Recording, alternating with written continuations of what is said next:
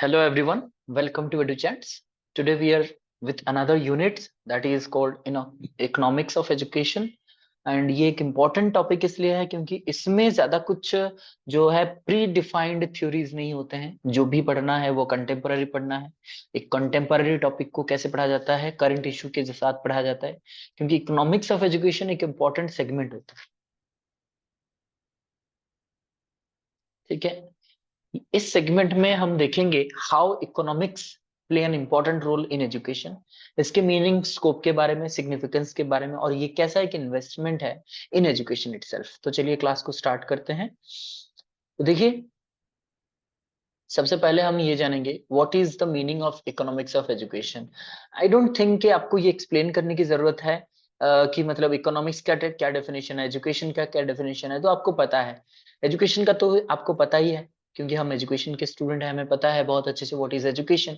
And now what is economics. Economics is the field of study which studies और which is related to the economy, which is related to the funds, which is related to financing, which is related to planning, resourcing, etc. ठीक है। तो economics of education is the application of economic principles, concepts, laws to the process of education. Basically जो भी subject हम पढ़ते हैं, जैसे sociology का हो गया, फिलोसफी का हो गया, साइकोलॉजी का हो गया, टेक्नोलॉजी का हो गया, हम जिसमें भी एजुकेशन पढ़ते हैं यानी इकोनॉमिक्स ऑफ एजुकेशन, चाहे एजुकेशनल टेक्नोलॉजी, एजुकेशनल सोशियोलॉजी, उसमें क्या होता है, उस फील्ड का यानी वो जो कोर फील्ड होता है, सोशियोलॉजी का जो फील्ड है, उसके प्रिंसिपल्स को हम एजुकेशन में अप्लाई करते हैं। ठीक है, तो यहाँ पे भी वही है। इकोनॉमिक्स ऑफ एजुकेशन में क्या है कि it is the application of, या it is the application of economic principles, concept, laws to the process of education. ठीक है, हम यहाँ पे डिफरेंट डिफरेंट एस्पेक्ट्स को स्टडी करते हैं, like economic principles, economic concepts and laws, and how to apply these things into the field of education. ठीक है, ओके, कह रहे हैं वॉइस क्लियर नहीं है, वॉइस ब्रेक हो रहा है। Is it clear to, okay Chetna, ठीक है, नहीं क्लियर है, नहीं क्लियर है, ओके। बाकी सबको क्लियर है, is it clear to all of you? Sometimes breaking, now clear, ठीक है। अब क्लियर है, नहीं तो फिर डिस्कनेक्ट करके फिर से हम कनेक्ट करेंगे। Now clear? No sir, not clear. Saumya कह रहे हैं, प्रतिमा कह रहे हैं यस सर, बादल कह रहे हैं यस क्लियर है। एक बार फिर से चेक कर लीजिए, अब क्लियर है कि नहीं है, अब क्लियर है कि नहीं है। यस, जीता कह रहे हैं क्लियर, क्लियर है। श्रद्धांजलि, तृप्ति, ठीक है, ओके। हाँ, नहीं अब क्लियर है कि नहीं है बताइए। हाँ दिलीप, रंजन, अब क्लियर है ना, चलिए, okay fine. So let us continue. यहाँ पे ये मैं बता रहा था कि we know what is economics, we know what is education. ठीक है, दोनों के बारे में हमें पता है और ये एक फील्ड ऑफ स्टडी है, ह्यूमैनिटीज में हम पढ़ते हैं। सो इकोनॉमिक्स ऑफ एजुकेशन क्या है? It is the application of economic principles, concept, laws to the process of education. यानी एजुकेशन में हम इकोनॉमिक्स के प्रिंसिपल्स को और not only the principles but also the concept as well as laws to the process of education. यानी शिक्षा में हम किस तरीके से इकोनॉमिक के प्रिंसिपल, कॉन्सेप्ट और लॉज को अप्लाई कर सकते हैं, वही होता है इकोनॉमिक्स ऑफ एजुकेशन बेसिकली। ठीक है, so it is another branch of economics where the budget of expenditure, funds allocated are being studied। जो हम बजट बनाते हैं, कितना खर्चा होने वाला है इस साल हमारे शिक्षा पे, उसका जो बजट बनाते हैं, कैसे फंड एलोकेट होता है, फंड फ्लो कैसे होता है, ये सब स्टडी करा जाता है इकोनॉमिक्स में, बेसिकली इकोनॉमिक्स ऑफ एजुकेशन में। So it is another branch of economics. ठीक है, it also includes management and utilization of resources for the development of education. Education में किस तरीके से हम रिसोर्सेज को मैनेज कर सकते हैं। देखिए, रिसोर्सेज बस आपको अगर पकड़ा दिया जाए तो क्या आप एक अच्छा एजुकेशन बना सकते हो? नहीं, उसको मैनेज करना चाहिए। जैसे कि मान लीजिए, अगर आप कोई पौधा लगाते हो, when you plant a small sapling और ट्री, तो आप उसको पानी देते हो, आप उसका केयर लेते हो, आप उसमें थोड़ा सा ऑर्गेनिक जो फर्टिलाइजर तो नहीं कहूंगा, ठीक है, तो मतलब जो ऑर्गेनिक वेस्ट हम लोग डालते हैं, उसको अच्छे से बाउंड्री बनाते हैं, उसको अच्छे से मतलब जितना पानी चाहिए, किसी को स्प्रिंकल चाहिए, किसी को ज्यादा पानी चाहिए, ठीक है, किसी को धूप चाहिए, तो उसका अच्छे से केयर लिया जाता है। और उसको अच्छे से मतलब जैसे कि मान लो कोई एक पेड़ है जो कि टेढ़ा हो जा रहा है, या फिर कोई है जो कि मतलब उसको सपोर्ट की जरूरत है, तो मतलब हम उसका अच्छे से प्रॉपर तरीके से केयर लेते हैं ताकि वो हमें फ्यूचर में कोई फ्रूट्स दे या फिर कोई वेजिटेबल दे, यानी in future it will be in return favour, ठीक है, उससे हमें वो रिटर्न मिलने वाला है। So we have to manage, ठीक है। तो ऐसा नहीं है कि पेड़ लगा दो और छोड़ दो, ठीक है, ऐसा नहीं है, हमें उसे केयर भी लेना चाहिए, वी हैव टू मैनेज, तो हमें मैनेज भी करना चाहिए। And utilization of resources for the development of education, manage भी करना है और अच्छी तरीके से यूटिलाइज भी करना है। मेरे पास रिसोर्सेस है लेकिन मैं यूटिलाइज नहीं कर रहा हूँ, या फिर मेरे पास कम रिसोर्सेस है, मैं कह रहा हूँ कि मेरे पास 100% रिसोर्स होगा तभी मैं अप्लाई कर पाऊंगा। जैसे हम कहते हैं ना कि लोकल रिसोर्सेस को हमें अप्लाई करना चाहिए, प्राइमरी रिसोर्सेस को अप्लाई करना चाहिए, अवेलेबल रिसोर्सेस को हमें यूटिलाइज करना चाहिए, जो हमारे पास है जितना है उसमें हम जैसे मतलब ये डेवलपमेंट का प्रोसेस चालू रखेंगे। ऐसा नहीं है कि मेरे पास जब सारे के सारे फैसिलिटीज होगा तभी मैं क्लास लूंगा, ऐसे नहीं है, जितना है उसी को यूटिलाइज करेंगे। Minimum utilization of resources, I mean maximum utilization of resources और अवेलेबल रिसोर्सेज आप कह सकते हो, ठीक है। On the other hand it also studies the impact of education on the economy of a country. यहाँ पे ना कि सिर्फ ये कहता है कि हम सिर्फ और सिर्फ एजुकेशन पे इकोनॉमिक्स का इम्पैक्ट पढ़ते हैं, यानी इकोनॉमिक्स एजुकेशन में क्या रोल प्ले करता है वो पढ़ते हैं, बल्कि उल्टा भी होता है, यानी what is the impact of education on the economy of a country. जैसे कि मान लीजिए एजुकेशन में इकोनॉमी क्या कर रहा है, अपना मान लीजिए फंड पैसे इन्वेस्ट कर रहा है, ठीक है। आप जिस गवर्नमेंट कॉलेज गवर्नमेंट स्कूल्स में पढ़े हो, वहां पे किसी ना किसी ने अपना इनकम टैक्स जो है वो पे किया होगा, या फिर कोई जो सरकारी जो फंड आता है वो आपने उसमें पढ़ा है, यस और नॉट। तो आपके स्कूल में जो भी आपने रिसोर्सेस पाया था वो किसी ना किसी का देन है, यानी किसी ने कंट्रीब्यूट किया होगा, ठीक है। तो मान लीजिए सरकार ने आपको पढ़ाया, ठीक है, पढ़ाया लिखा है, तो economy is invested in education, education में इकोनॉमी इन्वेस्ट हुआ, वहां पे मैनेज हुआ, वहां पे यूटिलाइज किया गया। अब जब आप जॉब कर लोगे तो फिर आप भी कंट्रीब्यूट करेंगे to the world economy, to the India economy, ठीक है। कैसे? क्योंकि आप जब एक रिस्पॉन्सिबल सिटीजन बन जाओगे, कहीं पे जॉब लग जाएगा, तो you will pay tax, you will pay GST, तो इन सब से भी हमारा इकोनॉमी जो है वो डेवलप होगा, ठीक है। It studies the monetary policies, flow of funds, market Capitals etcetera. Monetary policies को पढ़ता है, क्या क्या पॉलिसी है, कैसे हम फंड एलोकेट कर सकते हैं, फ्लो ऑफ फंड मतलब फंड किस तरीके से किस जरिए से फ्लो करेगा। ऐसा नहीं है ना कि सीधा जो कॉलेज का डेवलपमेंट फंड है वो डायरेक्टली आपके अकाउंट में आता है, ऐसा नहीं है ना। या फिर आप मान लीजिए इनकम टैक्स जो पे करते हो, वो मतलब जैसे कि आपका सैलरी आता है, इनकम टैक्स डिडक्ट होता है, ठीक है, हर कोई चीज वो डायरेक्टली आप नहीं दे सकते हो। So it should go with some medium, ठीक है, किसी के जरिए वो जाता है। तो फ्लो ऑफ फंड्स, कहां से कहां तक पैसा आता है, मान लीजिए एक स्कूल में फंड कहां से आता है, उसका एक फ्लो चार्ट होगा, तो इसको ये स्टडी करता है। मार्केट कैपिटल्स को स्टडी करता है, क्योंकि मार्केट में देखिएगा मार्केट सर्वेज होते हैं, और जैसे कि पता है हर एक चीज आजकल बिजनेस बन गया है, उसमें से एक एजुकेशन भी है। तो मार्केट को स्टडी करना, मार्केट कैपिटल्स में इन्वेस्ट करना, और उसमें एक पार्ट एजुकेशन भी है, तो एजुकेशन पे भी इन्वेस्ट करते हैं। जैसे कि बहुत बड़े बड़े प्लेटफॉर्म्स हैं जो कि मतलब वो इकोनॉमी उसका ग्रो कर रहा है, बहुत बड़े बड़े स्कूल चेन्स हैं, कॉलेज चेन्स हैं, चेन ऑफ बिजनेस की तरह वो ग्रो कर रहा है। तो ये भी अध्ययन ये करता है इकोनॉमिक्स ऑफ एजुकेशन, ठीक है। चलते हैं scope of economics of education. तो इसका स्कोप क्या है, किस चीजों पे ये अध्ययन करता है, क्या क्या चीजें हैं जो इसको इंक्लूड करता है, ठीक है। देखिए एक कॉन्सेप्ट ये है इकोनॉमिक्स का, जिसको भी प्रॉब्लम होता है वो हमें बता सकता है कमेंट बॉक्स में या फिर चैट बॉक्स में, हम उसको क्लैरिफाई करने की कोशिश करेंगे, ठीक है। थोड़ा सा इसमें ऐसे लग सकता है कि ये थोड़ा सा डिफरेंट टॉपिक है, लेकिन इसमें ज्यादा कुछ चीजें है नहीं, टेक्निकल चीज, ठीक है, जो होगा वो हम आगे पढ़ेंगे, ठीक है। अब स्कोप क्या है, the study of economics of education includes, इसमें क्या क्या आता है, first is private and social rates of return to education. यानी कि एक तो आता है रिटर्न्स टू एजुकेशन, का मतलब है आप कुछ इन्वेस्ट करोगे आपको कुछ मिलेगा। जैसे कि मान लीजिए अभी मैंने कहा कहीं पे, मान लीजिए गवर्नमेंट स्कूल एंड कॉलेजेस, वो जो है वो आप पे इन्वेस्ट करता है, यानी आपको पढ़ाता है, इसके बदले वो क्या चाहता है, वो चाहता है कि रिस्पॉन्सिबल सिटीजन बन जाओ, और आप हमारे इकोनॉमी को सपोर्ट करो, आप अपने इकोनॉमी में थोड़ा सा कंट्रीब्यूट करो, ठीक है।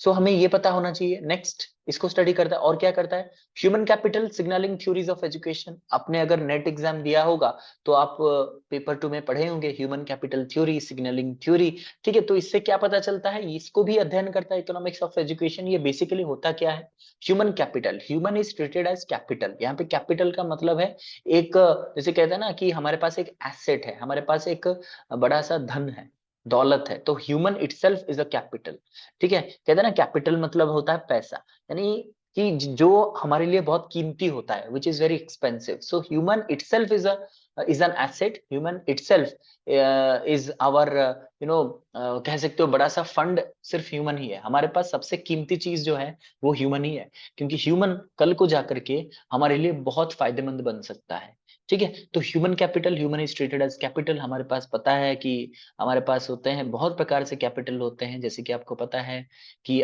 फाइनेंशियल कैपिटल होता है, ठीक है। वैसे रिसोर्सेस भी कैपिटल्स में माने जाते हैं, रॉ मटेरियल जिसको कहते हैं। और ह्यूमन भी एक प्रकार का कैपिटल है, क्योंकि ह्यूमन अगर नहीं होगा, जैसे कि मान लीजिए हमारे पास पैसा है, हमारे पास रॉ मटेरियल है, लेकिन इंसान कोई नहीं है, वहां पे ब्रेन काम नहीं करेगा, यानी वो फैक्ट्री चलेगा कैसे, वहां पे कुछ ह्यूमंस चाहिए जो कि उसको ऑपरेट करेंगे। मान लीजिए वहां पे दिमाग कोई लगेगा तभी तो कोई मशीन बनाएगा।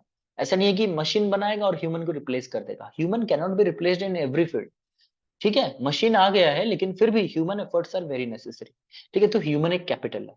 वैसे signalling theories of education, signalling में हमने क्या पढ़ा था, सिग्नल क्या होता है कि जितना क्वालिफिकेशन उतना आपका wage, qualification adds to a signal, यानी qualification is a signal for your wage कह सकते हो, रेम्युनरेशन कह सकते हो, सैलरी कह सकते हो। मान लीजिए आपके पास क्वालिफिकेशन है, ग्रेजुएशन आपने किया है, तो आपका जितना सैलरी होगा, किसी ने पीएचडी किया है या फिर बीएड एमएड किया है, उसका क्या सैलरी सेम होगा, नहीं होगा, थोड़ा सा ज्यादा होगा।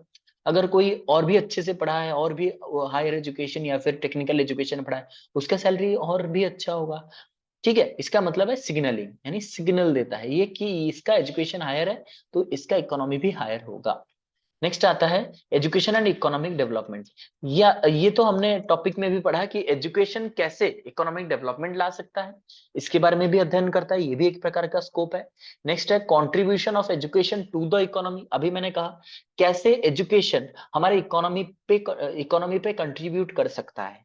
कैसे, हमने अभी कहा कि जो सरकारी फंड्स जो आते हैं हमारे कॉलेजेस और स्कूल्स को, वो क्या मतलब आप लोगों को पढ़ा रहा है, इसके बदले में वो क्या चाहता है कि आप इकोनॉमी को कंट्रीब्यूट करो। मान लीजिए एक स्कूल में 100 स्टूडेंट्स पढ़ते हैं, उसमें से अगर मान लीजिए 20 या फिर 30 बच्चे भी अच्छे से जॉब कर लेते हैं, तो वो जब इनकम टैक्स भरेंगे, जीएसटी भरेंगे, उनका जो डेवलपमेंटल एक्टिविटीज रहेगा टुवर्ड्स एजुकेशन, जैसे होता है ना एलुमनी फंड्स होता है, ठीक है, कॉटसी होता है जो कि मतलब बहुत सारे ऑर्गेनाइजेशंस प्रोवाइड करते हैं। उसके साथ ही साथ अगर मान लीजिए आप कुछ सी अच्छे एक पोस्ट में चले जाते हो, तो you will try to develop your school, your college, और you will try to develop some kind of strategies to develop economy, ठीक है। तो एक जैसे कि मान लीजिए आरबीआई के गवर्नर, ठीक है, आरबीआई के गवर्नर शक्तिकांत दास जी, तो वो कोशिश करेंगे, मान लीजिए अच्छे पॉलिसीज डेवलप करेंगे अपने देश के लिए, यानी वो भी मतलब education has invested on him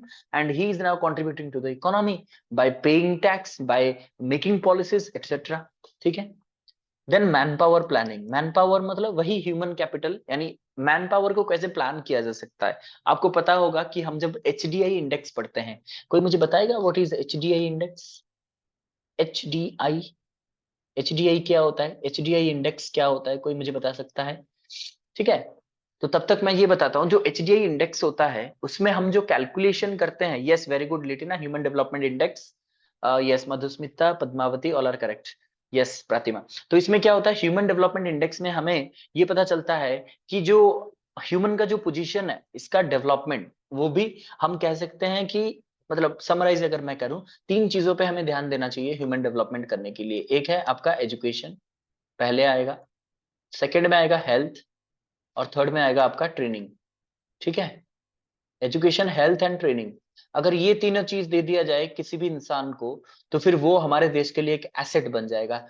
economics में 2 ही चीजें आपको बहुत ज्यादा ध्यान रखना चाहिए, एक है एसेट, ठीक है, एसेट, एसेट का मतलब क्या होता है, आपका, आपके पास जो कीमती चीज है एसेट, ठीक है, और एक है लायबिलिटी, ठीक है, लायबिलिटी। अब एसेट क्या है और लायबिलिटी क्या है? ठीक है, एसेट का मतलब है वो कीमती चीज जो आपको बहुत ज्यादा सपोर्ट कर सकता है, इन फ्यूचर वो रिटर्न कर सकता है। जैसे कि मान लीजिए एग्जाम्पल है छोटा सा, एक परिवार है जहां पे 4 लोग रहते हैं, ठीक है, 4 इंडिविजुअल्स, ठीक है, वहां पे 4 लोग रहते हैं, वहां पे अर्न करने वाले सिर्फ 2, यानी कि पापा यहाँ पे अर्न करते हैं और उनके बड़े बेटे जो है वो अर्न करते हैं, लेकिन बाकी जो 2 हैं वो अर्न नहीं करते हैं, ठीक है, वो पढ़े हैं लिखे हैं लेकिन वो अर्न नहीं करते हैं। तो यहाँ पे एसेट हो जाते हैं वो लोग जो मतलब कि रिटर्न उनका वो कुछ ना कुछ उनका कंट्रीब्यूशन है, कुछ ना कुछ उनका इन्वेस्टमेंट है, या फिर वो उनका इकोनॉमी, उनका सपोर्ट है, बाकी 2 उनके ऊपर डिपेंडेंट है। तो ये लायबिलिटी बन जाते हैं। एसेट एंड लायबिलिटी का ये सिंपल एग्जांपल मैंने दिया क्योंकि आपको पता चल जाएगा कि एसेट यानी कि कौन कीमती है, यानी कि हमारे लिए कौन एसेट है, वो है जो लोग कुछ ना कुछ काम पे अपना लागू है, या फिर कोई काम नहीं कर रहा है तो फिर लायबिलिटी है। अगर काम कर रहा है, वो पे कर रहा है टैक्स, देन ही और she is regarded as asset. और कोई पे नहीं कर रहा है या फिर कोई उसका इनकम सोर्स नहीं है तो फिर वो लायबिलिटी है, ठीक है। तो यहाँ पे एसेट एंड लायबिलिटी, तो ये एसेट कब बन सकता है? जब हम किसी को एजुकेशन प्रोवाइड करेंगे, अच्छे हेल्थ प्रोवाइड करेंगे एंड ट्रेनिंग प्रोवाइड करेंगे, देन ही और she can become an asset for us, otherwise he और she will be the liability of the country, ठीक है। तो अब आते हैं मैन पावर प्लानिंग में, समझ में आ गया कैसे किसको हम एसेट में बदल सकते हैं, हर एक लायबिलिटी को कैसे एसेट में बदल सकते हैं वो कोशिश करेंगे। Next, educational planning and human resource development. Educational planning यानी कि आप जब प्लान करते हो एजुकेशन में, हमेशा आप ध्यान रखते हो इकोनॉमी का। यानी मैंने जो चीज भी आज तक पढ़ाया है और आगे भी पढ़ाऊंगा, हमेशा कहा है मैंने कि finance is very important, fund is very important, without fund कोई कुछ नहीं करने वाला। तो फिर एजुकेशनल प्लानिंग भी फंड को देख करके बनाना चाहिए, इकोनॉमी को देख के बनाना चाहिए।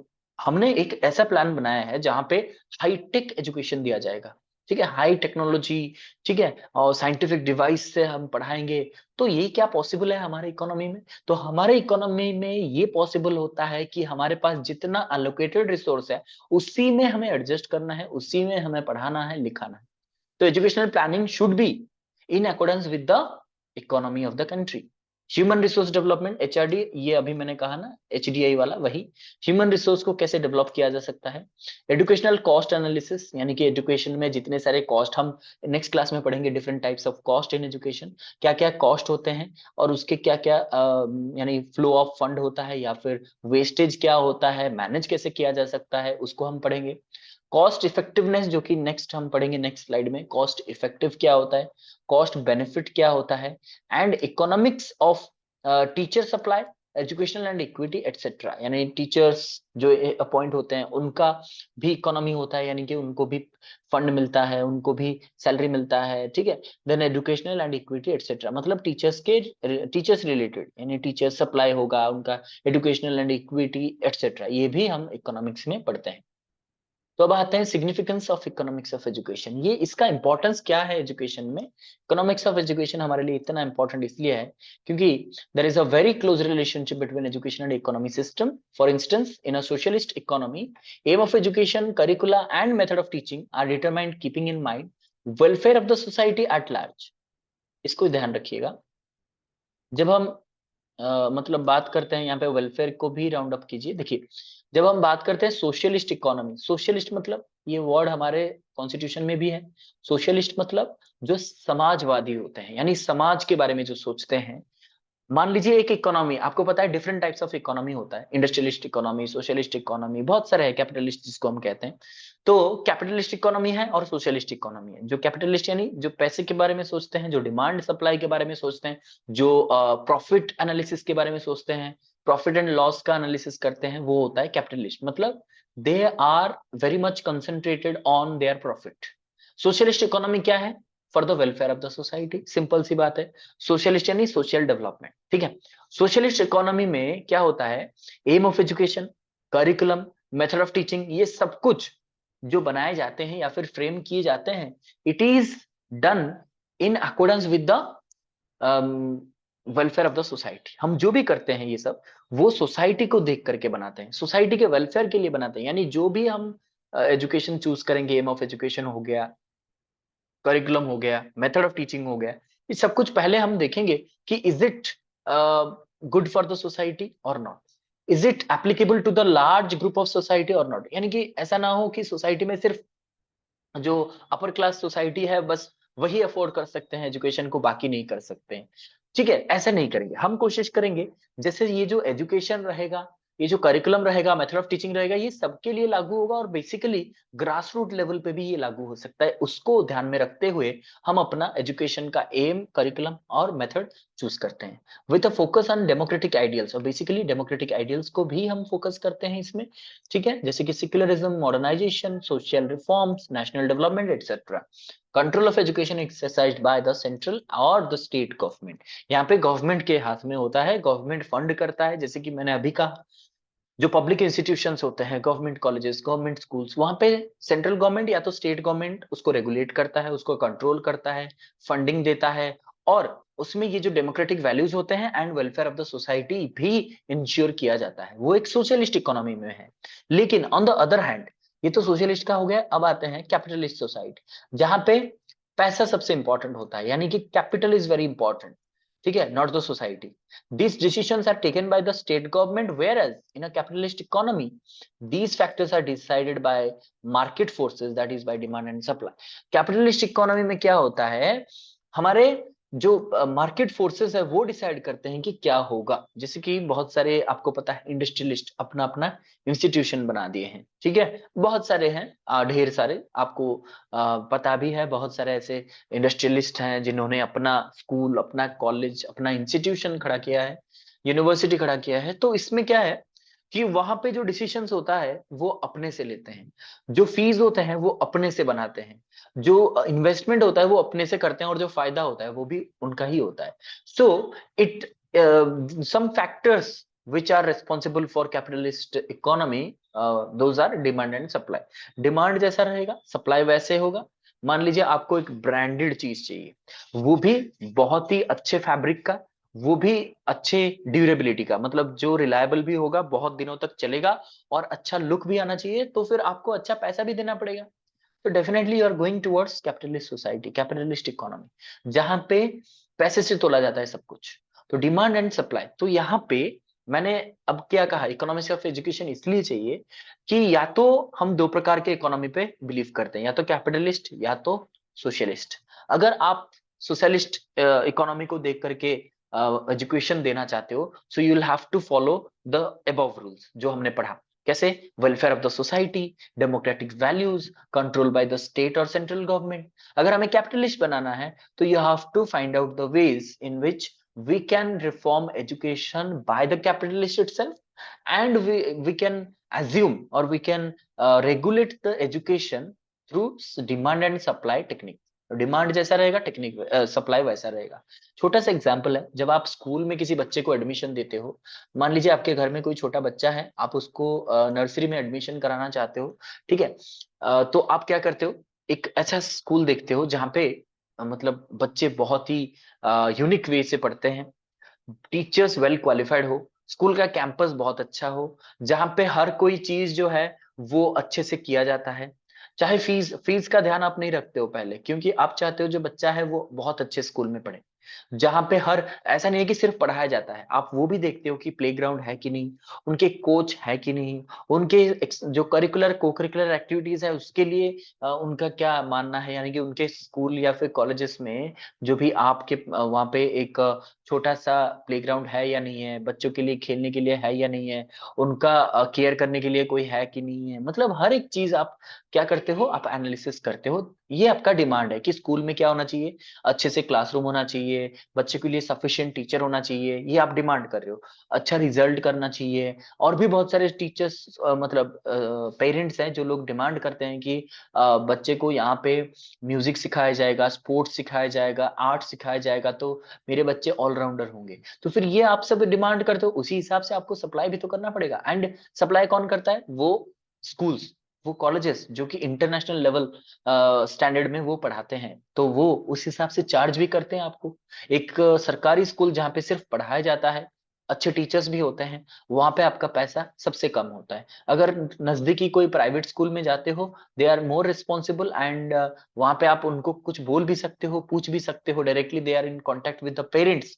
वहां पे पैसा लगेगा, कम लगेगा।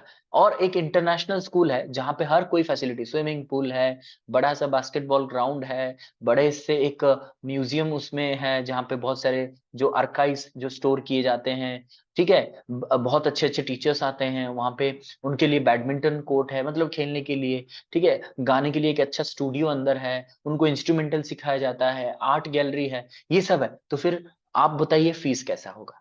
तो इसका मतलब है as per your demand they are supplying and they are taking money from you.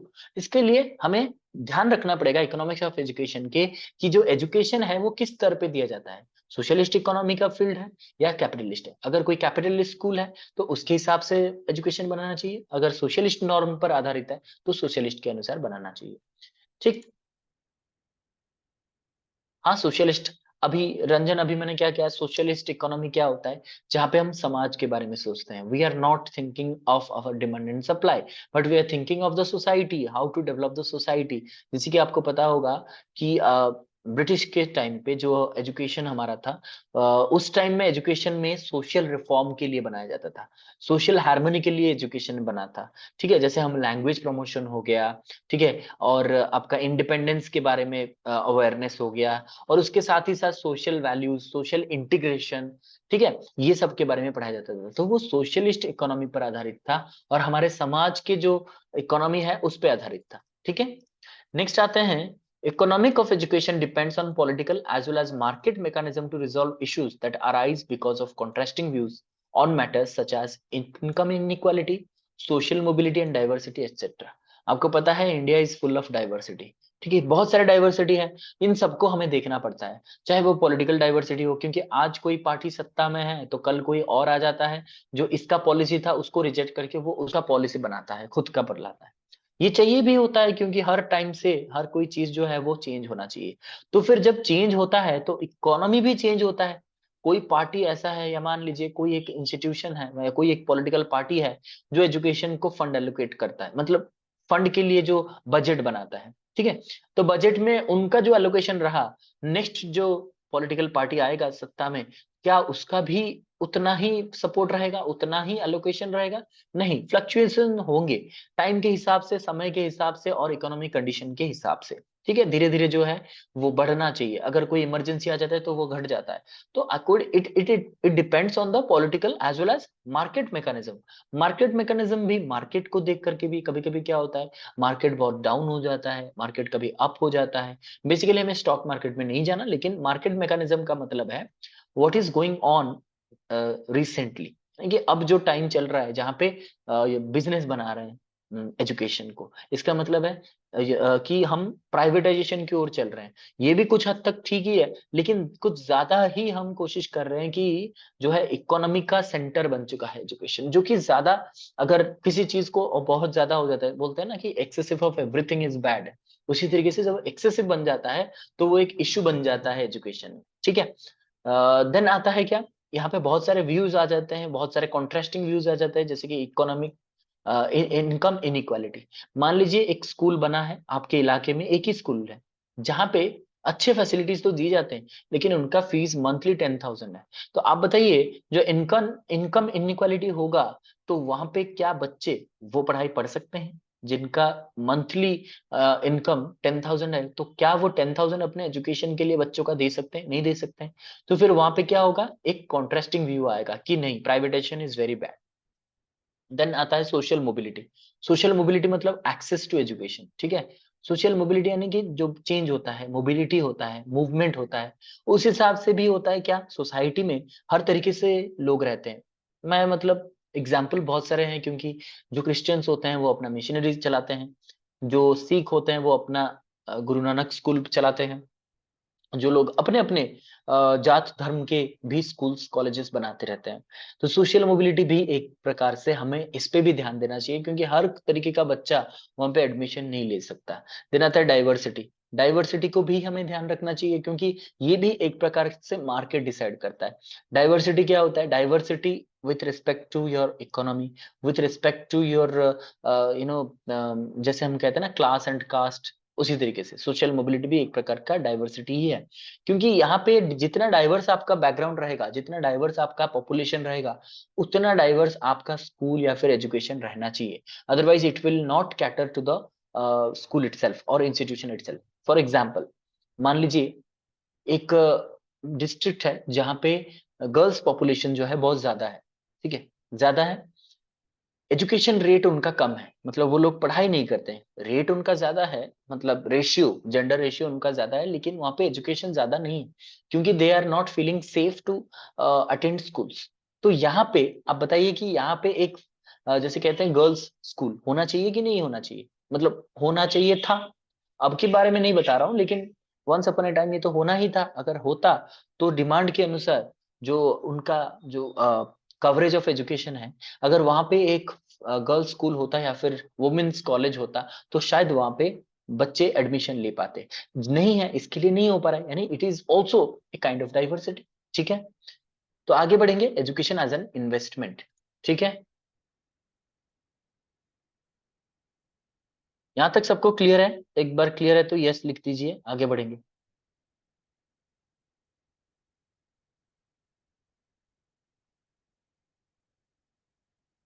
Yes, ठीक है, okay fine.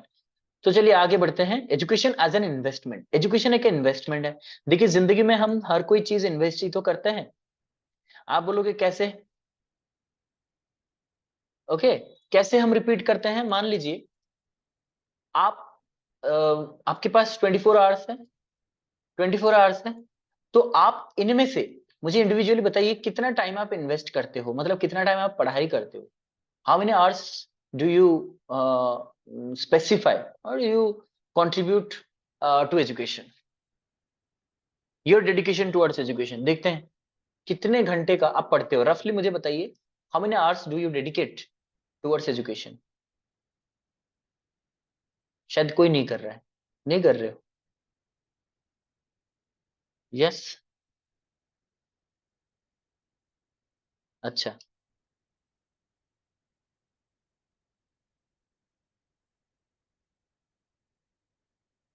Okay, okay. Pinky ना कह रहे हैं कि 3.5 घंटे, 3.5 घंटे करते हैं। ये वो भी होता है Litina, but I am asking about how many hours do you dedicate towards education. Tripti कह रहे हैं 5 घंटे इन्वेस्ट करता हूँ, सुभाषिनी कह रहे हैं 4 घंटे, आशीष कह रहे हैं 3 घंटा, मानसी कह रहे हैं 4 घंटा। ठीक है, तो चलिए यहाँ पे हमने एक देखा कि 5+ होता है, चलिए तो हम ऑन एन एवरेज हम लेते हैं 4 घंटा, ठीक है, 4 आवर्स। तो क्या ये 4 घंटा आपका एक इन्वेस्टमेंट नहीं है फॉर योर फ्यूचर? ये एक इन्वेस्टमेंट है कि नहीं है, वो बताइए मुझे। आपका ये जो 4 घंटा या फिर 5-6 घंटे जो भी आप पढ़ते हो, क्या ये एक इन्वेस्टमेंट है फॉर योर फ्यूचर?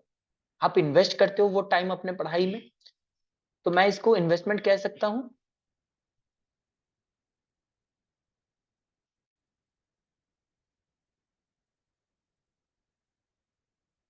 ओके,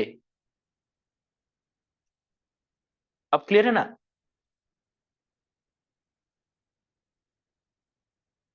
तो मैंने क्या कहा कि जो आप 4 घंटे, 5 घंटे, 3 घंटे जो भी पढ़ते हो, सो इसको क्या हम एक इन्वेस्टमेंट कह सकते हैं? It is an investment for your future. नहीं कह सकते दिलीप? नहीं कह सकते? यस, जीता, तृप्ति, वेरी गुड, ये कह सकते हैं, it is one type of investment towards our future. Yes, very good. ठीक है, तो पिंकी ना कह रहे ये एक प्रकार का इन्वेस्टमेंट ही है, तो ठीक है। तो इसका मतलब है, इन्वेस्टमेंट का मतलब नहीं है कि सिर्फ पैसा इन्वेस्ट करना। इन्वेस्टमेंट का मतलब है कोई चीज, चाहे आपका मेहनत हो, चाहे आपका टाइम हो, चाहे आपका एफर्ट हो, कुछ भी हो, डायरेक्ट हो, इनडायरेक्ट हो, कुछ भी आप इन्वेस्ट कर रहे हो to get some return in future, और get some quality in future, और to get benefited out of it. ऐसा नहीं है कि सर हमेशा आपको रिटर्न मिलेगा पैसा, ऐसे नहीं है, कोई ना कोई चीज मिलेगा, क्वालिटी इंप्रूवमेंट होगा, पर्सनैलिटी इंप्रूवमेंट होगा, लाइफ में कोई इंप्रूवमेंट होगा, कुछ आप सीखोगे, कुछ आप जानोगे, आपको अच्छा लगेगा। कभी कभी हम गाना सुनते हैं, गाना सुनने से हमें क्या मिलता है? सुकून मिलता है। तो इससे हमें रिटर्न क्या मिलता है? पीस मिलता है, शांति मिलती है, खुशी मिलती है। ठीक है, इसका कोई तोल नहीं होता है। इसका मतलब है हर कोई चीज जो हम अपने लाइफ में इन्वेस्ट करते हैं उससे कोई ना कोई हमें रिटर्न मिलता है। ठीक है, नॉलेज इंप्रूव होता है, वेरी गुड। तो एजुकेशन भी एक प्रकार का इन्वेस्टमेंट ही है। तो education is viewed primarily as an investment where individuals are educated and trained for inducting into labour market earning. ठीक है, इसको ध्यान रखिएगा, labour market earning which will highly influence economic development of the country. यानी कि education यहाँ पे एक इन्वेस्टमेंट है, क्योंकि हम बच्चे को क्या सिखाएंगे? पढ़ाई, यानी एजुकेशन देंगे, ट्रेनिंग देंगे, और इन दो चीजों से वो आगे जाकर के लेबर मार्केट, यहाँ पे लेबर मार्केट मतलब वो जो लेबर वेज वाला वो नहीं होता है। लेबर मतलब किसी भी फील्ड में वो एक प्रोफेशनल के तरह काम कर सकता है, किसी भी फील्ड में वो ट्रेंड है, इसलिए उसको कोई भी जॉब मिलेगा तो फिर definitely it will influence the economy of the country. ठीक है, जो मैंने एचडीआई में ऑलरेडी कह दिया, आपको एजुकेशन ट्रेनिंग दे दिया जाएगा तो आप एक स्किल्ड लेबरर हो, आप कहीं पे भी जाके अपना अर्निंग कर सकते हो और इकोनॉमी में कंट्रीब्यूट कर सकते हो। तो ये एजुकेशन एक इन्वेस्टमेंट है। Today's world needs high level of knowledge, skill for their future success. Spending on education is increasingly considered an investment into collective future rather than simply as individual consumption. तो आज के जमाने में आपको पता है कि नॉलेज क्या है और नॉलेज का डिमांड क्या है। High level of knowledge is required, skills are required. आपके पास अगर हाई लेवल नॉलेज नहीं है तो फिर आप कॉम्पिटिटिव वर्ल्ड में नहीं आ सकते हो, स्किल नहीं है तो फिर आप सर्वाइव नहीं कर सकते हो फॉर फ्यूचर सक्सेस। तो definitely everyone needs high level of knowledge and skill. That is why they used to join in different classes, they used to attend different universities, they used to collect knowledge from different websites. देखिए, एक जमाना था जब competitive world क्या था किसी को नहीं पता था, लेकिन आज के जमाने में देखिए हर कोई कॉम्पिटिटिव है, मतलब हर कोई कंपटीशन में, हर कोई कोई आपका कॉम्पिटिटर है। तो अगर आपको फ्यूचर सक्सेस पाना है तो you must have high level of knowledge, you must have high level of skills. अगर वो चाहिए तो फिर you have to spend on education, तो आपको एजुकेशन में स्पेंड करना चाहिए। मतलब बहुत अच्छे टीचर्स आपको सलाह देते हैं कि हम डेली, मतलब एक महीने में तकरीबन 3 से 5 हजार रुपए हम ऐसे ही खर्च कर देते हैं खाने पे, या फिर किसी मतलब मौज मस्ती में खर्च कर देते हैं। ठीक है, ठीक है, मोबाइल में गाना सुनना, चाहे कोई भी रिचार्ज करना, चाहे कुछ भी, मतलब आउट ऑफ द बॉक्स चीजें करना। ठीक है, खाना पीना, पार्टी करना, वटेवर, मतलब कपड़े खरीदना, शौक रखना, ये सब 3-5 हजार खर्चे कर देते हैं। लेकिन अगर वही 3-5 हजार हम इन्वेस्ट करेंगे एजुकेशन में, तो शायद हमारा जो नेक्स्ट कमिंग 30 या फिर 35 ईयर्स रहेगा, तो वो एक अच्छा एंड सुकून आपको मिलेगा। उसमें आप वही चीजें कर सकते हो और भी बेहतर। मान लीजिए आप कपड़ा खरीद लिए, अब आपने इन्वेस्टमेंट नहीं किया है एजुकेशन में। मैं ये बोलने की कोशिश कर रहा हूँ, एक अच्छा सा किताब लेने से 500 रुपया लगता, लेकिन वो 500 रुपया आप खर्च कर देते हो दोस्तों में। जो आपने खर्च कर दिया, आपने नहीं पढ़ा तो आपको जॉब नहीं मिलने वाला।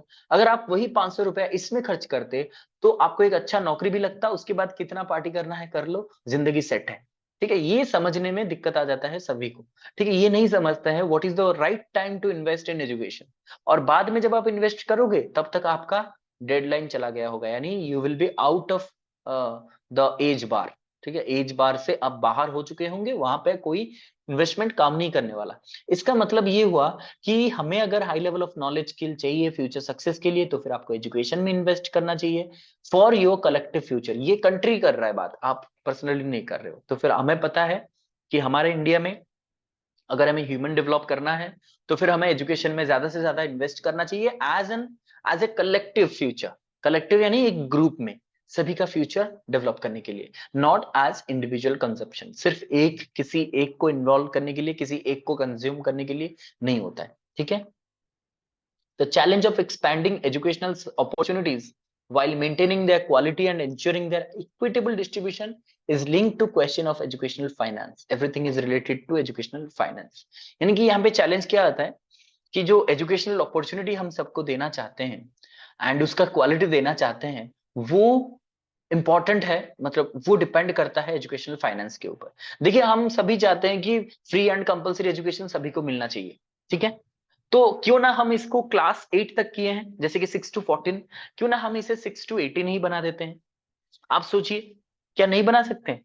नहीं बना सकते हैं, क्योंकि इंडिया में इकोनॉमी जो है वो बहुत ही मतलब कह सकते हो कि एजुकेशन में बहुत ही मिजरेबल है, जिसको अच्छे से ध्यान नहीं दिया जाता है। इससे क्या होता है कि एजुकेशन इज नाउ डिग्रेडेड, ठीक है। इतना एजुकेशन एक्सपैंड कर रहा है, लेकिन फिर भी हमारा जो कंट्रीब्यूशन था, जो हमारा जो डेडिकेशन ऑफ जीडीपी था, वो आज भी वही है।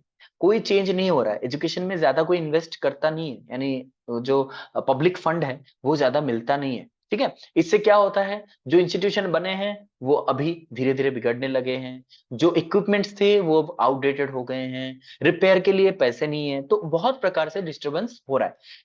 इसका मतलब ये है, हम अगर एजुकेशनल अपॉर्चुनिटीज सबको देना चाहते हैं, तो सबके पास क्वालिटी एजुकेशन पहुंचाना चाहते हैं, तो हमारे पास फाइनेंस होना चाहिए। So it is the question of educational finance to distribute और to give opportunity to each and everyone with quality. जैसे कहते हैं, मान लीजिए आपने घर में दाल बनाया है 5 लोगों के लिए, ठीक है, 5 लोगों के लिए आपने दाल बनाया, सबको इक्वल मिलना चाहिए, अच्छा क्वालिटी मिलना चाहिए, इसलिए आपने एक अच्छा सा दाल बनाया। लेकिन आपके घर में 3-4 अगर गेस्ट आ जाते हैं, तो उसी दाल को आप कैसे एडजस्ट करोगे? या तो कम दोगे, और या तो उसमें थोड़ा सा पानी डाल दोगे। इसका मतलब ये हुआ कि जब हमारे एजुकेशनल अपॉर्चुनिटीज सभी के पास एक्सपेंड करना होता है, तब हम क्वालिटी का भी ध्यान रखेंगे, ठीक है। या तो हमें क्वालिटी डिग्रेड करना पड़ता है, या तो कोई इससे डिबार हो जाता है, यानी किसी को एजुकेशन मिलता नहीं। तो हम कोशिश करेंगे, फाइनेंस अगर हमारे पास सही होता, तो हम सभी को अपॉर्चुनिटीज भी दे सकते थे और क्वालिटी को भी इंश्योर कर सकते थे। तो ये भी एजुकेशन एज ए इन्वेस्टमेंट में आता है, ठीक है। और एक इन्वेस्टमेंट क्या है? Education is seen as an investment because it entails cost in the present and because it increases productive capacity and income in the future. यानी ये प्रेजेंट में भी काम देता है और फ्यूचर में भी आपको रिटर्न प्रोवाइड करेगा, ठीक है। एजुकेशन को इन्वेस्टमेंट इसीलिए माना जाता है कि ये हमारे प्रेजेंट कॉस्ट में भी आता है, और ये फ्यूचर में भी हमें कुछ ना कोई प्रोडक्टिव चीजें ला करके देगा। यानी it increases the productive capacity as well as the economy और इनकम ऑफ द फ्यूचर, ठीक है। इसमें इन्वेस्ट इसीलिए करते हैं ताकि हमें प्रेजेंट में भी जो स्टूडेंट्स हैं they will be engaged, and future में जो है वो हमें रिटर्न मिलेगा, प्रोडक्टिव सिटीजन्स मिलेंगे। प्रोडक्टिव सिटीजन यानी स्किल्ड लेबरर्स, जो मैं बोल रहा था पहले से, ठीक है। Next, developed nation around the world invest an average of 6% of their GDP in public funding, public education आज स्पेसिफाइड इन एनईपी 2022। इसका मतलब है, आपने ये भी देखा होगा कि हमारे एनईपी में कहा गया है कि 6% of GDP, gross domestic product, जो है वो एजुकेशन में इन्वेस्ट किया जाएगा। और ये आज नहीं, बल्कि 1964-68 से ही कहा जा रहा है कि हमें इन्वेस्ट करना चाहिए 6% ऑफ आवर जीडीपी, जो कि आज तक पॉसिबल नहीं हो पाया। सबसे ज्यादा बजट मिलता है, हम आपने अगर बजट देखा होगा, हर साल का बजट सबसे हाईएस्ट रेलवेज को ही मिलता है। एजुकेशन को जो 6% जीडीपी आज तक नहीं मिला है। इसलिए अगर एजुकेशन को 6% जीडीपी मिलता है, तो फिर डेफिनेटली एजुकेशन को और भी हम इंप्रूव कर सकते हैं, qualitatively as well as quantitatively, ठीक है। उसके बाद आते हैं education and economic development. How education plays an important role in economic development of the country. So education brings change in every part of the societal development. देखिए, education society के हर एक पार्ट में, whether it is social, whether it is economic,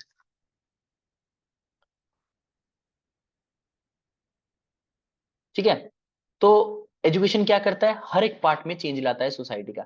societal changes हो, economic changes हो, political changes हो, intellectual changes हो, technological changes हो, हर तरीके का चेंज वो लाता है। Okay, is it clear now? Mansi, ठीक है ना अभी? ओके, तो एजुकेशन हर सोसाइटी का हर एक पार्ट में चेंज लाता है, weather it is economic change, weather it is societal change, weather it is intellectual change, weather it is technological change. ये सभी चीजों में चेंज डेवलपमेंट लाता रहता है। Thus education plays an important role in making the human resources useful for the economic development of the country. यानी वो education human resource को इतना ट्रेंड बनाता है, यानी ह्यूमन रिसोर्सेज को इतना बेहतर बना देता है ताकि वो इकोनॉमी को डेवलप कर सके। यानी मैं बस यहीं पे कहना चाहता हूँ कि ह्यूमन को अगर हम अच्छे से तैयार करेंगे, एजुकेशन, ट्रेनिंग, हेल्थ प्रोवाइड करेंगे, तो वो कल को जाकर के हमारे इकोनॉमिक डेवलपमेंट कर सकता है। यस और नॉट? यानी if humans or human resource are to be given importance, then we can definitely expect the future of our economy. Yes or not? ठीक है, तो इसका मतलब है जितना हम ह्यूमन रिसोर्स को फोकस करेंगे, जितना इनको डेवलप कराएंगे, क्वालिटी प्रोवाइड करेंगे, उतना हमारा इकोनॉमिक डेवलपमेंट होगा. सो it is the impact of education on economic development. और इसीलिए इट प्रिपेयर्स, यानी एजुकेशन क्या करता है इसके लिए, इकोनॉमिक डेवलपमेंट के लिए एजुकेशन क्या करता है? Firstly it prepares skilled man power. देखिए मैन पावर हमारे पास 1.4 बिलियन पॉपुलेशन है, लेकिन how many of them are skilled labours, how many of them are skilled man power? नहीं है, हमारे पास इतना नहीं है. ठीक है, सबसे कम, दुनिया भर में सबसे कम स्किल्ड लेबर हमारे पास ही है. अनट्रेंड होते हैं, जो इलेक्ट्रिशियन होता है उसके पास आईटीआई का डिग्री नहीं होता है, जो मैसन होता है यानी जो मिस्त्री जो घर बनाते हैं ना, जो सीमेंट और रॉड से जो घर बनाते हैं या फिर जो आपका छत बनाते हैं, जो भी बनाते हैं, they don't have any degree in bachelor in technology, और they are not the civil engineers. ठीक है, जो गांव में दवाई देते हैं, दवाई उनके पास कोई केमिस्ट का कोई सर्टिफिकेट नहीं होता है. तो सभी मतलब कोई भी कुछ भी रिपेयर कर रहा है, मान लीजिए आपका कोई गाड़ी रिपेयर कर रहा है, ठीक है, बाइक या फिर कार रिपेयर कर रहा है, तो उसके पास क्या वो एक काइनेटिक इंजीनियर है? उसके पास नहीं है. ठीक है, तो मतलब इसका मतलब है हमारे पास skilled labours, skilled man power कम है. एजुकेशन क्या प्रोवाइड करता है इकोनॉमी को? Skilled man power. वो स्किल सिखाता है, उन्हें पढ़ाता है, सिखाता है, ताकि वो कल को जाकर के इकोनॉमी पे कंट्रीब्यूट कर सकते हैं. Next is improvement of literacy skill. Literacy skill भी जरूरी है इकोनॉमी के लिए, इसलिए लिटरेसी स्किल को इंप्रूव करता है एजुकेशन. और क्या करता है? To provide minimum knowledge of the different aspect of employment. किस चीज में एम्प्लॉयमेंट अपॉर्चुनिटीज है? मान लीजिए मतलब बच्चे को क्या बनना है? इंजीनियर बनना है, डॉक्टर बनना है, लॉयर बनना है, आर्टिस्ट बनना है, सिंगर बनना है, टीचर बनना है, या फिर मतलब कोई एक जादूगर बनना है, क्या बनना है? उसको उसका स्किल सिखाते हैं, उसका नॉलेज देते हैं, हर टाइप ऑफ एम्प्लॉयमेंट को सिखाते हैं. जैसे कि हमें पता है डिफरेंट डिफरेंट एस्पेक्ट्स होते हैं सोसाइटी के, डिफरेंट रोल मॉडल्स होते हैं. कोई एक्टर बनता है, कोई डांसर बनता है, कोई प्लेयर फुटबॉलर बनता है, तो उसको क्या एम्प्लॉयमेंट की जरूरत है और क्या क्या एम्प्लॉयमेंट अपॉर्चुनिटीज हैं, वो हम सिखाते हैं. अब हमने जो टेस्ट किया था वहां पे हमने वोकेशनलाइजेशन की भी बात की थी, कि वोकेशनलाइजेशन का मतलब है डिफरेंट वोकेशन के बारे में बच्चे को पता चले. तो एजुकेशन में हम उनको मिनिमम नॉलेज प्रोवाइड करते हैं डिफरेंट वोकेशन के बारे में, और किस वोकेशन में क्या क्या अपॉर्चुनिटीज है, and how to get that vocation, how to be trained in that vocation, वो भी हम सिखाते हैं. Next, to increase the per capita income of the country. Definitely हम इनडायरेक्टली, यहाँ पे डायरेक्टली तो हम पर कैपिटा इनकम को इंप्रूव नहीं कर सकते, बट हम इनडायरेक्टली पर कैपिटा इनकम पे हम इन्वेस्ट करते हैं, यानी पर कैपिटा इनकम को कैसे इंक्रीज किया जा सकता है उस पर भी ध्यान देते हैं. नेक्स्ट आता है personal for different sectors of economy. पता है हमारे बहुत सारे sectors of economy, primary sector, secondary sector, tertiary sector of economy है. तो हर सेक्टर के लिए हम पर्सनल बनाते हैं. प्राइमरी सेक्टर के लिए हम मतलब ट्रेनिंग देते हैं बच्चे को. एजुकेशन में क्या होता है? एजुकेशन से हम एक फील्ड साइंटिस्ट बनाते हैं, सॉइल साइंटिस्ट बनाते हैं. एजुकेशन से हम एक इंजीनियर बनाते हैं, एजुकेशन से हम एक टीचर बनाते हैं. तो क्या ये प्राइमरी, सेकेंडरी और टर्शियरी में काम नहीं करते हैं? प्राइमरी में जैसे मैंने कहा अभी सॉइल साइंटिस्ट प्राइमरी में काम करते हैं, और जो इंजीनियर कहा मैंने वो सेकेंडरी पे काम करते हैं. ठीक है, प्राइमरी में कौन काम करता है? प्राइमरी में सॉइल साइंटिस्ट काम करता है. सेकेंडरी में कौन काम करता है? सेकेंडरी में कोई इंजीनियर काम करता है. टर्शियरी में एक टीचर काम करता है. तो हर सेक्टर के लिए हम पर्सनल बनाते हैं एजुकेशन में. और क्या होता है? Sound individual to contribute towards world economy. हम अच्छे इंडिविजुअल्स बनाते हैं जो कि वर्ल्ड इकोनॉमी को कंट्रीब्यूट करेंगे. नेक्स्ट है alleviation of poverty and illiteracy. जो पॉवर्टी है, जो पॉवर्टी को हटाते हैं. ठीक है, जो कहते हैं ना कि बेरोजगार होते हैं उनको रोजगार देते हैं, पॉवर्टी को एलिविएट करते हैं यानी हटाते हैं. इलिटरेसी, इसको भी हटाने की कोशिश करता है एजुकेशन. ठीक है, next prepares future assets of the country.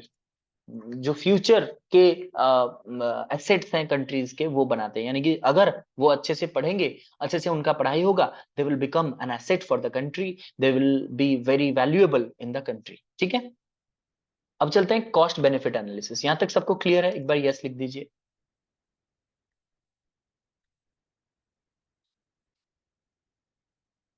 Okay, very good. चलते हैं, कॉस्ट बेनिफिट एनालिसिस क्या होता है? देखिए, यहाँ पे दो वर्ड्स आते हैं, एक आता है कॉस्ट, दूसरा आता है बेनिफिट। कॉस्ट यानी मनी, पैसा, फाइनेंस, जो भी। बेनिफिट मतलब उससे कुछ आपका गेन होता है, ठीक है, यानी कि आपका कुछ प्रॉफिट बनता है, ठीक है। So anything that we invest has something in return. और जिसको हम अगर बेनिफिट की बात करें, प्रॉफिट की बात करें, मॉनेटरी वैल्यू की बात करें, इसको हम कहते हैं कॉस्ट बेनिफिट एनालिसिस, ठीक है। तो इसमें क्या है देखिए, इट मींस मतलब कॉस्ट बेनिफिट में क्या होता है बेसिकली, आई एम सॉरी, हाँ, तो कॉस्ट बेनिफिट में क्या होता है, it means a systematic comparison of the magnitude of the cost and benefit of some form of investment in order to assess economical profitability. Finally हम किस चीज को देखते हैं इसमें, प्रॉफिट देखते हैं। अब मैंने कहा क्या, प्रॉफिट देखते हैं, यानी कि cost benefit analysis in education में क्या होता है, हम एक सिस्टमैटिक कंपैरिजन करते हैं किसके साथ, यहाँ पे मैंने कितना कॉस्ट खर्चा किया और यहाँ पे मेरा कितना बेनिफिट हुआ, ठीक है। मान लीजिए मैंने 100 रुपी इन्वेस्ट किया था, और बेनिफिट में जब आप जॉब करते हो तो आपने 500 रुपीज जो है, सॉरी, यहाँ पे 500 रुपीज जो है वो अपने टैक्स भरा या फिर आपसे हमें मिला एजुकेशन में, यानी इकोनॉमी में। तो मेरा प्रॉफिट कितना हुआ, 400 रुपीज का प्रॉफिट हुआ, ठीक है। 400 रुपीज का प्रॉफिट हुआ। ये सिंपल सा एक फंडा है कि अगर आप जितना मैग्नीट्यूड, यानी जितना अमाउंट आप कॉस्ट इन्वेस्ट करते हो, उसका जो बेनिफिट होता है, इसको हम कंपेयर करते हैं, benefits of some form of investment in order to assess economical profitability. हमने जो इन्वेस्ट किया था और हमने जो प्रॉफिट गेन किया, इसको हम कंपेयर करते हैं। मैंने इन्वेस्ट किया था 100 रुपीज, मुझे मिला 500 रुपीज, यानी मेरा जो फायदा हुआ, प्रॉफिट हुआ, वो हुआ 400 रुपीज। तो ये मेरा है कॉस्ट बेनिफिट, ठीक है, इसी को हम एनालिसिस करते हैं। It aims at investing in human beings with the purpose that the return will help, the return यानी हमें कुछ रिटर्न मिलेगा, help to improve the whole economy. हम आज आप पे इन्वेस्ट कर रहे हैं, मान लीजिए हम आपको पढ़ा रहे हैं, ठीक है। मान लीजिए कोई कहेगा कि मैं आपका जो पढ़ाई का खर्चा देता हूं, 2 साल में आप जो पढ़ोगे, 2 years I will invest on you, like से फॉर एग्जाम्पल 10,000 में इन्वेस्ट करने वाला हूं। लेकिन जब आपका जॉब हो जाएगा, आप मुझे इसका डबल रिटर्न करना, यानी 20,000, ठीक है, ठीक है, 20,000। तो यहाँ पे जब आप जॉब लेते हो तो आप 20,000 रिटर्न करते हो, तो उसका रिटर्न कितना आता है, 10,000। ये मैंने एग्जाम्पल के तौर पे कहा है, रिटर्न समझाने के लिए। लेकिन कॉस्ट बेनिफिट में क्या होता है, जितना हम इन्वेस्ट करते हैं, हम उतना रिटर्न भी एक्सपेक्ट करते हैं इसमें, ठीक है। It aims at gaining some return favour in future from the student itself. Student से क्या रिटर्न फेवर करते हैं कि आज अगर हम इन्वेस्ट करते हैं तो कल, जैसे एजुकेशनल लोन होता है, एजुकेशनल लोन में क्या होता है, आप लोग एजुकेशन के लिए लोन लेते हो, फिर लोन जब आप जॉब लग जाता है तो आप एजुकेशन का जो लोन है उसके इंटरेस्ट के साथ उसको चुकता करते हो, ठीक है। वैसे कॉस्ट इफेक्टिव क्या होता है, वहां पे था बेनिफिट यानी प्रॉफिट, यहाँ पे इफेक्टिव यानी डेवलपमेंट, ठीक है। तो यहाँ पे इफेक्ट यानी कि कोई डेवलपमेंट यानी क्वालिटी, ठीक है। तो वही कॉस्ट है, लेकिन यहाँ पे बेनिफिट नहीं देखा जा रहा है, यहाँ पे इफेक्ट देखा जा रहा है, डेवलपमेंट, चेंज, ठीक है, इसको कह सकते हो आप। वही एजुकेशन में क्या है कॉस्ट इफेक्टिवनेस, तो it is a technique for measuring the relationship between total input और कॉस्ट, टोटल इनपुट को किसके साथ, ऑफ अ प्रोजेक्ट और activity, and it's results in terms of improving the quality और स्टैंडर्ड ऑफ ए प्रोग्राम और individual. यानी कि यहाँ पे दो चीजों के साथ कंपेयर किया जाता है, ठीक है। वहां पे क्या था, कॉस्ट, टोटल कॉस्ट कितना 100 था, प्रॉफिट कितना हुआ था वो हम कंपेयर करते थे, ठीक है। प्रॉफिट कितना था 500, उसको हम कंपेयर करते थे। यहाँ पे क्या होगा, टोटल कॉस्ट, जितना कॉस्ट मैंने किया था, यानी कॉस्ट मैंने जितना पैसा खर्च किया था, यहाँ पे इंप्रूवमेंट इन द क्वालिटी और स्टैंडर्ड, क्वालिटी और स्टैंडर्ड में कितना इंप्रूवमेंट आया है। तो इसका मतलब ये है, मैं यहाँ पे मॉनिटरी वैल्यू से यानी मनी से इसको कंपेयर नहीं करता हूँ। ये मॉनिटरी वैल्यू से रिटर्न को जज नहीं किया जा सकता। इट्स पर्पस इज टू जज which program or combination of activities can achieve the particular objective at the lowest cost। यहाँ पे हम देखते हैं कि सबसे कम कॉस्ट में कौन सा एक्टिविटी कराया जा सकता है। यहाँ पे कोई फायदा नहीं देखा जाता है पैसे में, इसमें देखा जाता है कम पैसे खर्च करने से कौन सा एक्टिविटी है जो कि बच्चों के लिए अच्छा होगा। जैसे कि हम देखते हैं ना, कम पैसे में कितने बच्चों के लिए हम खिलौना ले सकते हैं, कम पैसे में कैसे बच्चे को पढ़ा सकते हैं, कम पैसे में कैसे बच्चे को एक अच्छा डाइट दे सकते हैं, वैसे उसी को कहते हैं कॉस्ट इफेक्टिव एनालिसिस। ठीक है। It measures the relative outcome और क्वालिटेटिव चेंजेस। क्या क्या क्वालिटेटिव चेंजेस कम पैसे खर्च करने से भी आ सकता है, उसको हम यहाँ पे मेजर करते हैं। तो यहाँ पे थोड़ा सा कंपैरिजन चार्ट देखेंगे, जिन लोगों को समझ में नहीं आएगा वो हमें पूछ सकता है। ठीक है। चलिए, फर्स्ट है कॉस्ट बेनिफिट एनालिसिस। इसमें क्या होता है? Cost benefit analysis is an economic evaluation technique that compares the cost of the intervention with the benefit incurred, where the benefit is measured by monetary units. ठीक है। तो ये एक इकोनॉमिक वैल्यूएशन है, इवैल्यूएशन है, जहां पे हम टोटल कॉस्ट और उसका जो बेनिफिट है उसको मॉनेटरी यूनिट्स में कन्वर्ट करते हैं, यानी कितना फायदा हुआ वो हम मॉनेटरी यूनिट्स में कंपेयर करते हैं। कॉस्ट इफेक्टिव में क्या होता है? सीईए इसमें economic evaluation technique that compares cost for consequence of two और more intervention where the consequences are measured by natural units, जैसे कि डेवलपमेंट, इंप्रूवमेंट इन पर्सनैलिटी और एजुकेशन एक्सेट्रा। यानी कि मैंने कितना खर्च किया है, मान लीजिए मैंने 1 रुपी, आई हैव इन्वेस्टेड 1 रुपी, मेरे पास 1 रुपया मैंने इन्वेस्ट किया, तो इससे मुझे क्या फायदा मिला, मुझे क्या ज्ञान मिला, क्या नॉलेज मिला, मेरे में क्या इंप्रूवमेंट आया, मेरे में क्या चेंज आया, वो होता है कॉस्ट इफेक्टिवनेस। ठीक है। तो कॉस्ट बेनिफिट में क्या होता है? It focuses on the monetary outcome, यानी quantitative aspects, it focuses on quantitative aspect. लेकिन ये नॉन मॉनेटरी आउटकम यानी क्वालिटेटिव एस्पेक्ट, ये क्वालिटी इंप्रूवमेंट के बारे में बात कर रहे हैं। यहाँ पे नेट बेनिफिट, कितना बेनिफिट होता है आपको कैसे पता चलेगा? How to calculate your total benefit, आपको कैसे पता चलेगा? बेनिफिट माइनस कॉस्ट, आपका जितना प्रॉफिट हुआ है, जैसे सिंपल है, प्रॉफिट माइनस कॉस्ट। ठीक है, प्रॉफिट माइनस कॉस्ट हम करेंगे तो हमारा नेट बेनिफिट निकल के आ जाएगा। लेकिन कॉस्ट इफेक्टिव में कैसे करेंगे? ये इसमें रेशियो कैलकुलेट होता है, कॉस्ट ऑफ इंटरवेंशन, कितना पैसा लगा था, divided by effect of intervention, उसका क्या इफेक्ट रहा है उसको अगर हम डिवाइड करते हैं तो हमें रेशियो पता चल जाएगा। ठीक है। Next, it's outcome can be measured, इसको हम मेजर कर सकते हैं नंबर्स में, इसको हम न्यूमेरिकल वैल्यू दे सकते हैं कितना, जैसे कि मैंने कहा 400 रुपीज मेरा फायदा हुआ, लेकिन it's outcome can not be measured, इसको मेजर नहीं किया जा सकता। हम यहाँ पे रेशियो निकाल रहे हैं बस एक आइडिया लगाने के लिए, लेकिन मेजर नहीं कर सकते हैं किसी भी मॉनिटरी वैल्यू या फिर नंबर्स में। ठीक है। It is called return approach, इसको रिटर्न अप्रोच कहा जाता है, क्योंकि यहाँ पे आप कोई रिटर्न की उम्मीद लगाए रखे हो। It is known as impact approach, यहाँ पे इम्पैक्ट पड़ता है, यहाँ पे कोई चेंजेस आता है। Is that clear to everyone?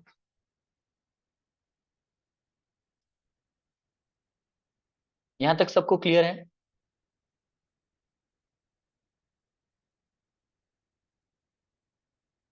Okay, very good. चलिए, ठीक है। क्लास अगर अच्छा लग रहा है सब्सक्राइब कीजिए, शेयर कीजिए अपने दोस्तों के साथ। अब हम चलते हैं एमसीक्यू पे। जिन लोगों को क्लास ज्वाइन करना होगा, lecturer section and PGT section, वो हमें व्हाट्सएप कर सकता है, हम यहाँ पे आपको नंबर प्रोवाइड कर दे रहे हैं। ठीक है। तो चलिए, उसी के साथ आप क्वेश्चन पढ़िए, क्वेश्चन नंबर 1। हाँ, व्हाट्सएप का नंबर यहाँ पे हमने आपको दे दिया है ऑलरेडी, वहां पे आप कांटेक्ट कर सकते हो। ठीक है। चलिए, ये हमारा व्हाट्सएप है। ठीक है, यहाँ पे आप कांटेक्ट कर सकते हो।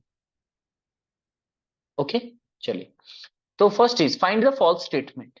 Economics of education is the theoretical implication of education. Education contributes to the national capital.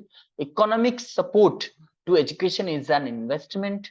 Economic of education studies the effective management of funds. सोच समझ के ये आंसर कीजिएगा, बिल्कुल भी जल्दबाजी मत कीजिए, आराम से आंसर कीजिए। बहुत अच्छे, बहुत अच्छे, वेरी गुड, बहुत अच्छे। Tilottama, after long time you are attending classes, try to be regular in the class. Very good. Jeeta, Priyanka, Pratima, Ishani, Padmavati, Susmita, Triptimayee, Diptishree, Soumya, Babysmita, Tripti, Chetna, Pratima, Madhusmita, Tilottama, Suprabha, Sangeeta, Sitaram, Eliza, Soni, Saraswati, Pinkina, Mansi, Ranjan, Sangeeta, Milan, Lipak, Lipina, Dilip, Salija, Tikina, Subhashini. बहुत अच्छे, सभी का सही आंसर आ चुका है। A is the right answer, क्योंकि यस, वेरी गुड मोनालिसा।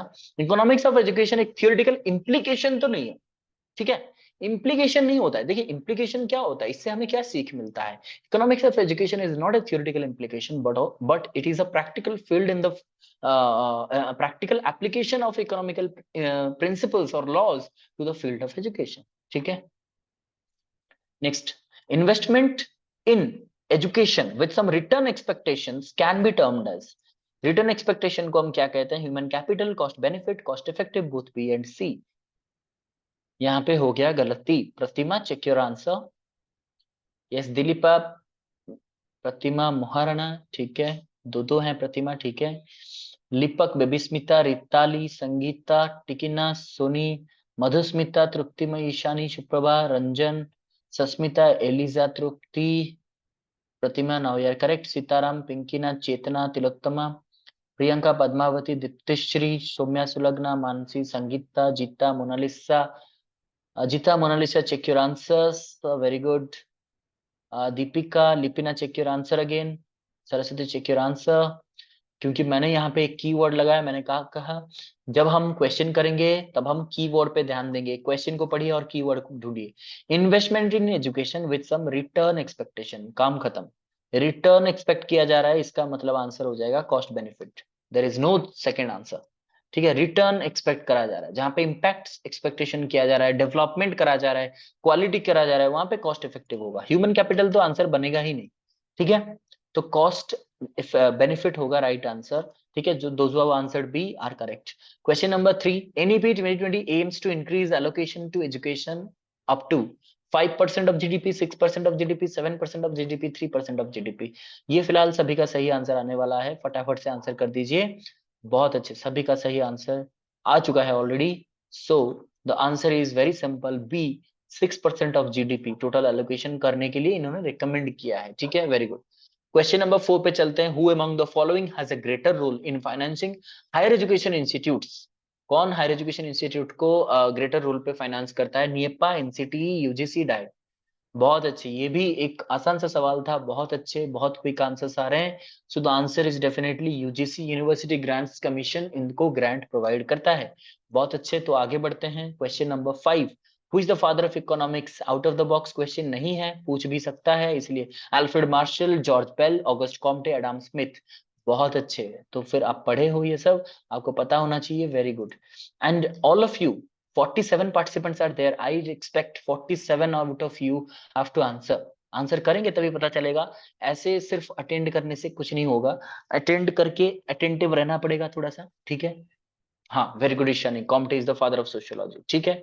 चलिए, yes, very good, very good, very quick answers. तो definitely Adam Smith is the founder of economics और मॉडर्न इकोनॉमिक्स आप कह सकते हो। कोई बता सकता है अर्थशास्त्र जिसको हम कहते हैं इंडियन इकोनॉमिक्स, तो उसके फादर कौन है? इंडियन इकोनॉमिक्स हम अर्थशास्त्र कहते हैं। कहा जाता है कि सबसे पहले इन्होंने ही इकोनॉमिक्स का फाइंड किया था, लेकिन हमारे पास कोई उतना प्रिंसिपल लॉ, उतना ऑर्गेनाइज्ड नॉलेज नहीं था, मतलब पब्लिश करने के लिए, इसलिए एडम स्मिथ को माना गया। Very good. Kautilya, very good. Kautilya, उसको चाणक्य भी कहा जाता है, ठीक है। Very good, very good. चलिए, ठीक है। If you have any questions guys, you can ask and you can join us with the telegram as well as WhatsApp. If you want to join quickly. Thank you so much everyone.